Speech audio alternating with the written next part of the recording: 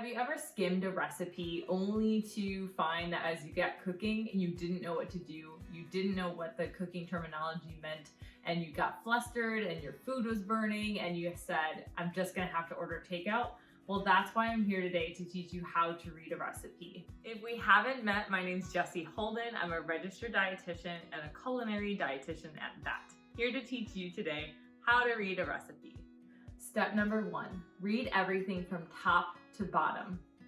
Take your time and read every ingredient, direction, and chef note. Like I said, top to bottom. Start by reading the title of the recipe. Now this may be a given, but if you start with that, you'll have some direction on where to go. If a recipe says spicy stuffed pork acorn squash, well, maybe you don't like spicy food, but don't let the title fool you. You may be able to make adjustments to this recipe to make it to your liking and preferences. Next up is to read the ingredients list. Reading the ingredients list will help ensure that you have all of the necessary items on hand to cook your recipe. You can make any substitutions if needed, and you may also begin to understand the overall flavor profile of the dish. You want to become familiar with standard units and volume versus weight and what kind of measurements you're going to be using. Are you using cups, ounces, grams? Those can be important parts to consider when you're looking at the ingredients so that you make sure you have the necessary tools to measure those ingredients or to convert those into the tools that you have, for example, from cups to ounces. Be careful to pay attention for hidden steps within the ingredients list. For example, packed brown sugar or diced onion.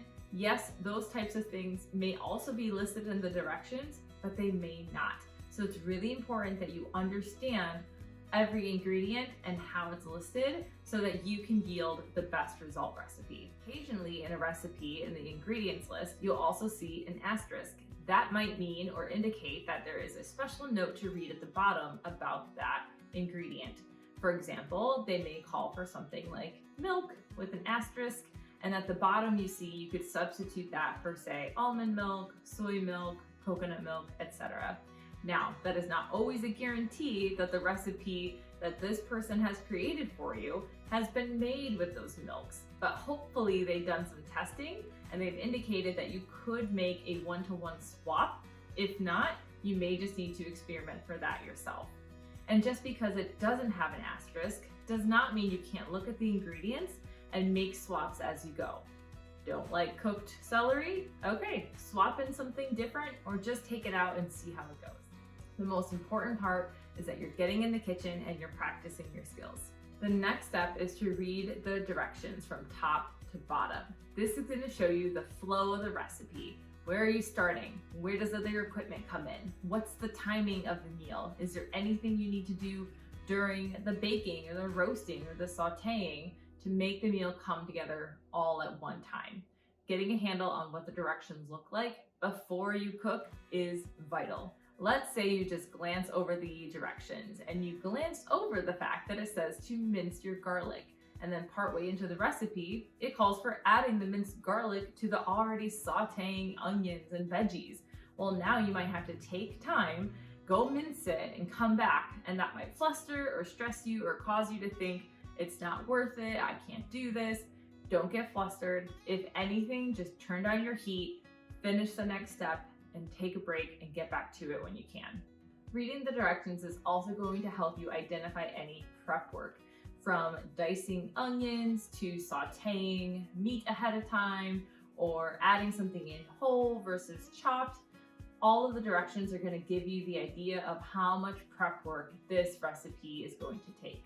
Reading the directions is also going to help you identify cooking terms that you may or may not know.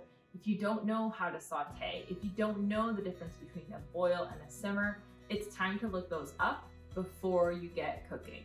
This is where a hands-on cooking class can really help. I do have those over in my Patreon community. Every month I am cooking something different with students, giving you the recipe and walking you through it step by step together. You can pause those videos at any time and get back to cooking and then keep going with me in the video. It's a really great way to learn and have somebody doing it right there with you.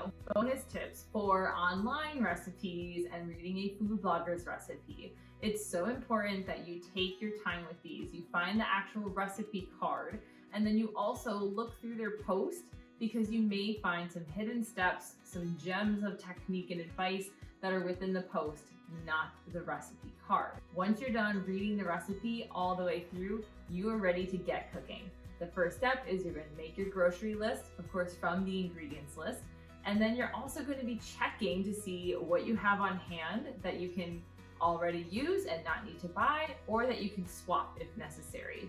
This is a great time to practice swapping if, per se, the recipe is calling for red kidney beans and let's say you have white kidney beans. Great, make the swap, change it if you want to. If not, follow the recipe to a T until you've built your confidence up to make those swaps in the future. A really important step when you're just learning how to cook for yourself and your family is to do mise en place, which means everything in its place. In cooking, that means prepare all of your ingredients, get ready, gather everything so that when you cook, you can just use the ingredients that are already ready to go. Overall, practice makes practice, and cooking is a trial by trial experience.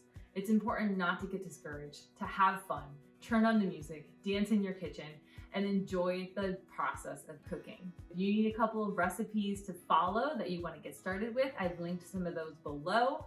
Enjoy, happy cooking, and I'll see you all next week in the kitchen. Thanks so much for watching. Make sure you subscribe below so that you are in the know when I come out with new content every week.